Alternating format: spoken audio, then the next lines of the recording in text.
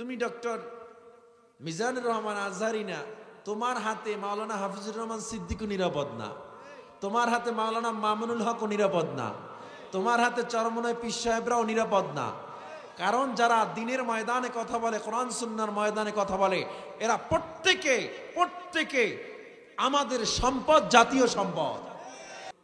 একই ময়দানে কাজ করা ডক্টর মিজানুর রহমান আজহারি ভাই, উনি একটা শব্দ চয়ন করেছেন নবীজির ব্যাপারে, কাউবয়, ঠিক নেই? তো এই শব্দটা নিয়ে আপনারা যেই উলঙ্গ সমালোচনা করতেছেন, আপনাদের দ্বারা তো এটা আমরা আশা করি না। কেন আপনারা সমালোচনা করবেন? আপনারা আলেমের কাছে আগে যান, শব্দটা কতটুকু শরিয়াতের মধ্যে আর কতটুকু বাহিরে চলে গেল এটাও তো জানতে হবে। হ্যাঁ, শব্দ চয়নটা নবীজির শানে যায় না, কিন্তু তার অসংখ্য বক্তব্য আছে যেগুলো রাইনা, যে রাখালের ব্যাপারগুলো অসংখ্য সম্মান সহ বক্তব্য আছে। তিনি যদি নবীর ব্যাপারে গোস্তাকি করতেন বা নবীর ব্যাপারে আসলেই অসম্মান করতেন আজহারি সাহেব, তাহলে তো অন্য বক্তব্য সেম কথা থাকতো। কিন্তু অন্য সব বক্তব্যে তিনি নবীজির ব্যাপারে খুব সুস্পষ্টভাবে, পরিষ্কারভাবে নবীজির পক্ষে কথা বলেছেন, সুন্দর করে। না করেছে হারাম কোনো কাজ, না করেছে সমাজের ভিতরে তার কল্লা শরীর তিন টুকরো করার মতো কাজ তো সে করে নাই, করছে নাকি? তাহলে আপনি সমালোচনা করবেন কেন? ইউ আর অপোজিং হিম, তুমি তার বিরোধিতা করছো। He is making history every day, আর সে প্রতিদিন ইতিহাস তৈরি করে চলছে। তুমি ডক্টর মিজানুর রহমান আজহারি না, তোমার হাতে মাওলানা হাফিজুর রহমান সিদ্দিকও নিরাপদ না, তোমার হাতে মাওলানা মামুনুল হকও নিরাপদ না, তোমার হাতে চরমনায় পীর সাহেবরাও নিরাপদ না। কারণ যারা দিনের ময়দানে কথা বলে, কোরআন সুন্নাহর ময়দানে কথা বলে, এরা প্রত্যেকে আমাদের সম্পদ, জাতীয় সম্পদ। They all our national treasure. তারা প্রত্যেকে আমাদের জাতীয় সম্পদ। এগুলো জাস্ট নট এ নেম, শুধুমাত্র একটা নাম না, প্রত্যেকটা এক একটা ইতিহাস, ঠিক কিনা জোরে বলেন? যারা এক একটা যুবকের জীবন পরিবর্তন করে দিচ্ছে। ময়দানে আমরা কাজ করি, আপনাদের সামনে কথা বলি, স্লিপ অফ টাং, দু একটা কথা বের হয়ে যেতে পারে, এজন্য আমাকে মুরতাদ বানাবেন, এটা ৯২% মুসলমানের রাষ্ট্রে আমরা কখনো কামনা করি না। ১.৫-২ ঘন্টা কথা বলে দেখেন, হ্যাঁ, আমার পক্ষ থেকে যদি এমন কোনো কথা বের হয়ে যায় যেটা নবীর ব্যাপারে দুশ্মনী, কোরআনের ব্যাপারে দুশ্মনী, ডাইরেক্ট কোরআন হাদিসের বিরুদ্ধে নাস্তিক্যবাদী কথা, তখন আমাকে নিয়ে প্রকাশ্যে সমালোচনা করা আপনাদের জন্য ওয়াজিব। এর আগে কেন করবেন? প্রত্যেকটা পার্সন হলো স্পোক পার্সন, প্রত্যেকেই হলো আহলে হকের মুখপাত্র। এদের সবাইকে আমরা জাতীয় সম্পদ হিসাবে গড়ে তুলব। ঐক্যের একটা স্লোগান গোটা বাংলায় চলতেছে, ঠিক কিনা জোরে বলেন? এই ঐক্যের স্লোগান ইসলামের এক ভাব দ্বারা সৃষ্টি হয়েছে। আমরা ঐক্য হচ্ছি এবং আগামীতে এই বাংলা ইসলামের বাংলা হবে বলেই ইনশাল্লাহ আমরা আশা করি, ঠিক কিনা জোরে বলেন? কারণ এই বাংলার মানুষ আজও পর্যন্ত এখনো শান্তি পায় নাই। এই ৫৬-৫৪ বছরে এখনো মানুষ তার স্বাধীনতা ফিরে পায় নাই। এই বাংলার মানুষ স্বাধীনতা তখন পাবে ইসলামকে ক্ষমতায় যখন আনবে, ঠিক কিনা জোরে বলেন? ইসলাম কখনো কোনো মানুষকে অশান্তি দেয় না। আপনারা অনেক কষ্টে ছিলেন, অনেক সমস্যায়, খালি আপনারা, আমরা ছিলাম না? খারাপ একটা সময় আমাদের গেছে কিনা? না পেরেছি হক কথা বলতে, বলছি তো বলছি, বললে শিকের মধ্যে ঢুকে যেতে হয়েছে, ঠিক কিনা জোরে বলেন? তাই এই মুহূর্তে এসে আমাদের এই ইখতিলাফ, এই দ্বন্দ্ব করার কোনো কারণ আছে? আমেরিকা যখন একটা ড্রোন হামলা করবে বাংলাদেশের উপরে, ড্রোনে তারা এমন কিছু মেকানিজম সিস্টেম করবে যে এইটা যাইয়া তোরা সরাসরি যাইয়া কওমিদের উপরে পড়বি, ঠিক না? ড্রোনটা এসে কওমিদের উপরে পড়বে না সুন্নিদের উপরে পড়বে? তাই আওয়ামী লীগ বা বিএনপির উপরে পড়বে? তাই পড়বে তো মুসলমানের উপরে। সবার প্রথম পরিচয় তো মুসলমান। আমরা বাংলার মানুষ, কে বিএনপি, কে জামাত, কে হেফাজত, কে খেলাফত, কে চরমনাই, কে তাবলিগ, সবার আগে পরিচয় আমার আল্লাহ এক, আমার নবী এক, ঠিক কিনা জোরে বলেন? এখন এক হয়ে বাংলাকে আমরা সুন্দর বাংলা করতে চাই। কে কে রাজি আছেন? নারায়ে তাকবীর। সমালোচনা করা যাবে? আল্লাহ আমাদের কবুল করেন। এজন্য দেশকে এগিয়ে নিতে হলে অবশ্যই প্রত্যেককে পদক্ষেপ নিতে হবে। রাস্তায় ময়লা পড়ে আছে, কলার ছোলা পড়ে আছে, আপনি সরাবেন না কেন? এই ডিউটি তো সিটি কর্পোরেশনের ডিউটি, এটা তো আমাদের না। দেশ সুন্দর হবে। বাড়িতে আগুন লাগছে, সরায় না কেন? কেন সরাবো? আগুন কেন? পানি দিয়ে নিভাবো, এটা তো দায়িত্ব ফায়ার সার্ভিসের। দেশ সুন্দর হবে। এজন্য দেশকে সুন্দর করতে হলে কাঁধে কাঁধ মিলে ঐক্যবদ্ধভাবে সরকারকেও সহযোগিতা করে যেতে হবে। পারবো তো ইনশাআল্লাহ? আল্লাহ কবুল করেন। আমার পয়গম্বর হেরা গুহায় নবী আমার ধ্যান মগ্ন হয়ে গেলেন। কষ্ট হচ্ছে আপনাদের? আমি খুব বেশি কষ্ট দিব না। আমার আলোচনায় আমি গুছাই আইনে আপনাদেরকে ইনশাআল্লাহ মোনাজাত দিয়ে বিদায় করব। তবে আপনারা কষ্ট হলে আমাকে বলতে পারেন, আমি মোনাজাত এখন দিয়ে দিব। একটু টাইম চলবে ইনশাআল্লাহ। হেরা গুহায় আমার নবী ধ্যান মগ্ন করতে লাগলেন। 40 বছর পর্যন্ত নবী হেরা গুহায় ধ্যান মগ্ন। হঠাৎ করে জিবরিল আমিন চলে আসলেন। হেরার চারিধার আলোকিত হয়ে গেল। ইকরা নবী পড়েন, বলে পড়তে জানি না। পড়েন, পড়তে জানি না। পড়েন, পড়তে জানি না। ইকরা বিসমি রাব্বিকাল্লাযী খালাক, পড়েন আপনার প্রভুর নামে যিনি আপনাকে সৃষ্টি করেছে। আমার নবী এবার একটানে 5 আয়াত পড়ে ফেললো। জিবরিল আমিন নবীরে চাপ দিয়া বললেন পড়েন। নবীর গায়ে জ্বর উঠে গেল। নবী আমার কাঁপতে কাঁপতে জ্বর নিয়া আম্মা জান খাদিজার ঘরের কিনারায় চলে যায়। গিয়া বলে জাম্মিলুনি, ও খাদিজা আমারে চেপে ধরো, আমাকে আমজা করে ধরো। খাদিজা আমারে চেপে ধরো, খাদিজা আমারে আমজা করে ধরো। আম্মাজান খাদিজা কম্বল দিয়া নবীরে যখন চেপে ধরলে, নবীজির ঠোঁট দুইটা আম্মাজান খাদিজার কানের সাথে লাগাইয়া আমার নবী ডেকে বলে, খাদিজা আমি এমন একটা কথা বলবো, হতে পারে তুমি আমারে ছেড়ে চলে যাইবা। ও খাদিজা, তুমি জানো আমার মা নাই, তুমি জানো আমার বাবা নাই, আমি একমাত্র তোমার কাছে এসে আশ্রয় পাই ও খাদিজা। কিন্তু আমি এখন এমন একটা কথা বলবো, হতে পারে তুমিও আমারে ছেড়ে দূরে চলে যাইবা। আম্মা জান খাদিজা বলে, ও মুহাম্মদ, গোটা মক্কার মানুষ আপনাকে চিনুক আর না চিনুক, আমি আপনাকে ভালো করে চিনি।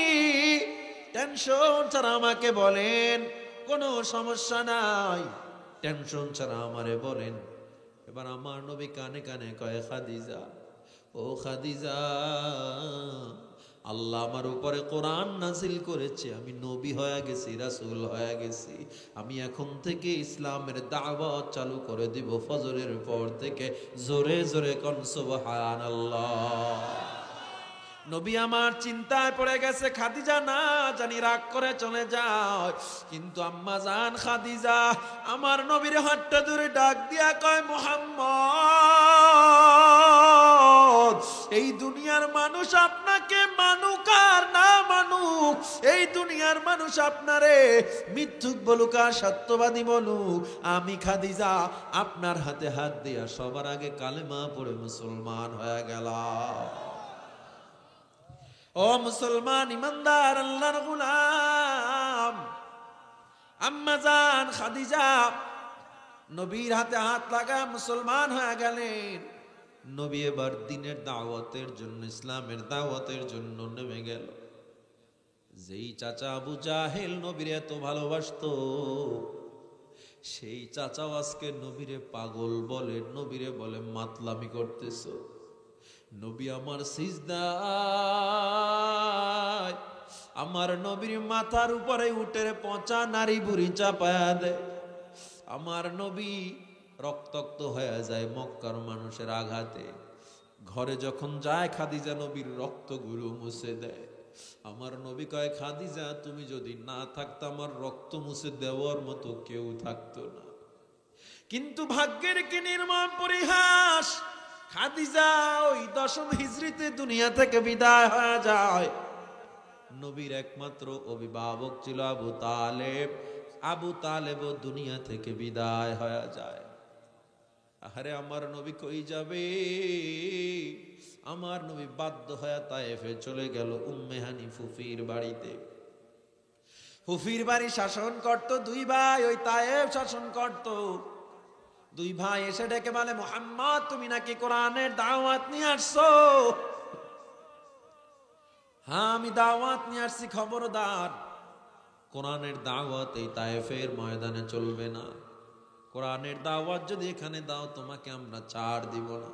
আমার নবী জবাব দেয়, ও তায়েফের নেতা, আমি দাওয়াত দিব যত বাধা আসুক, আমি আমার আল্লাহর দাওয়াত বন্ধ করতে পারবো না। জোরে জোরে কোন আল্লাহু আকবার।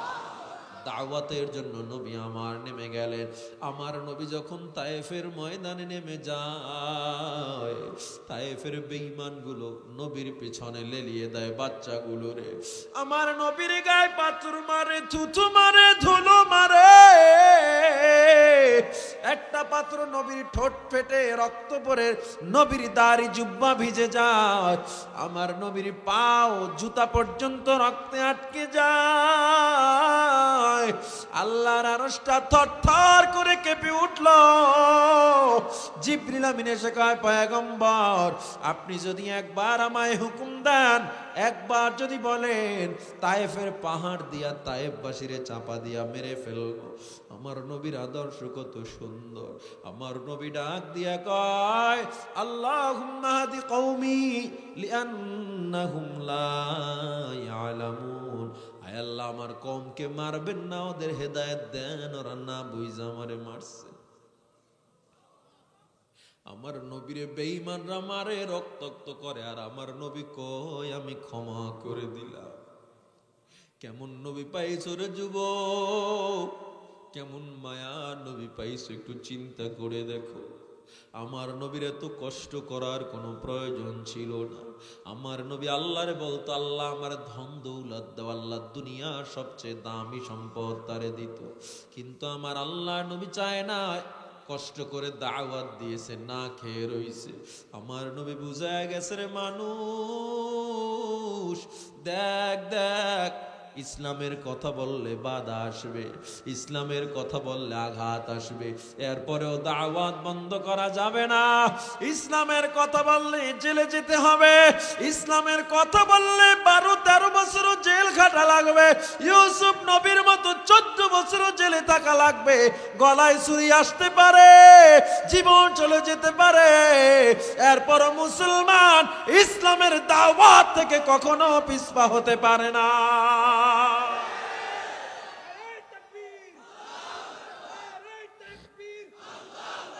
এ মুসলমান ইমানদার, আজ ওলামায়ে কেরাম নবীর ওয়ারিস, আমাদেরকে আমার নবী ওয়ারিস বানায় গেলেন। আমরাও নবীর কথা বলি, এত আমাদের উপরে বাধা, এত ঝড় ঝাপটা। অনেকে মনে হয় হুজুরদেরকে চোখের আল মনে করে, হুজুর দেখলেই মেজাজ গরম হয়ে যায়। টকশোতে বইয়া হুজুর বিরোধী কথা, টকশোতে বইয়া মাদ্রাসা বিরোধী কথা। এত মাদ্রাসার কি দরকার? এত কোরআনের হাফেজের কি দরকার? এত কিসের দরকার? আমি বলি, তোমার এত দরকার কিসের? তোমার এত দরকার কি রে লইয়া? হুজুররা তার চোখের আল। এরকম লোক নাই নারায়ণগঞ্জে। হুজুর দেখলে এক দলের শুধু মেজাজ গরম, দেখতেই পারে না, দেখতেই পারে না। অথচ তোমার উচিত ছিল হুজুর হওয়া। কেন? তুমি জান্নাত যদি পেতে চাও, নবীর সুন্নতের পাবন্দি আদর্শ দরকার আছে না নাই? আর নবীর সুন্নত মানতে গেলে তোমার হুজুর হওয়া লাগবে। তুই হুজুর মানে কি? মাওলানা মুফতি হওয়া, এটাই হুজুর। মাদ্রাসায় পড়ে কোনো লাভ নাই, কোরআন শিখে কোনো লাভ নাই। কেন? ওই মাদ্রাসায় পড়ে ওসি হওয়া যাবে না, ডিসি হওয়া যাবে না, এসপি হওয়া যাবে না, আইজি হওয়া যাবে না, এমপি হওয়া যাবে না। না হয় ভালো, পালায়া যাওয়া লাগলো, ওই লাভ কি? কথা কয় না আপনারা? ঠিক আসতে কইলো ঠিক, জোরে কইলো ঠিক। জোরে কন্যা ঠিক না বেটি? হইয়া যদি পালাইয়াই যাওয়া লাগে। আল্লাহ, পৃথিবীর ইতিহাস এমন আছে সব এমপি পলাইছে। ইয়া আল্লাহ, জীবন শেষ করে দিছে এর পিছনে। আমার নেতার চরিত্র ফুলের মতো, খালা সারাদিন শুধু মিছিল মিটিং, কেউ রে পাত্তা দেয় না, জীবন শেষ। এদিকে তো নেতা ভিসা পাসপোর্ট রেডি করে রাখছে, তোমার তো আইডি কার্ডেই ভুল। তুমি তো ভিসা পাসপোর্ট তো দূরের কথা, পাসপোর্ট করতে তো আইডি কার্ড লাগবে, লাগবে নি? আরে আইডি কার্ডে ভুল তো অনেকের জন্ম নিবন্ধনেও ভুল। তাইলে তুমি কার পিছনে দৌড়াইছো? তোমার তুই পালায়া গেছ, খবর নিছে নি একবারও? হ্যাঁ, খবর জানি কে নেয়, আমনেটা নিব কখন? হে মুসলমান ইমানদার, হুজুররা কেন ওসি হবে, ডিসি হবে? হুজুররা কেন এসপিআইজি হবে?